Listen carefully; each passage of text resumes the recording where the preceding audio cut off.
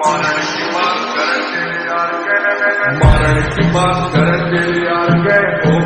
बात है छोड़ा राव साहब के, मजाक थोड़ी है रह जोर सा बीमार बेटा हाथ लावेगा, सारा पछताएगा ना सुन पावेगा, सुन कान बोल गए ओ गुलामी ना होवे देख किसे साड़े की सुन तेरे यार राव साहब के, ओ तेरे शहर में है तो वजह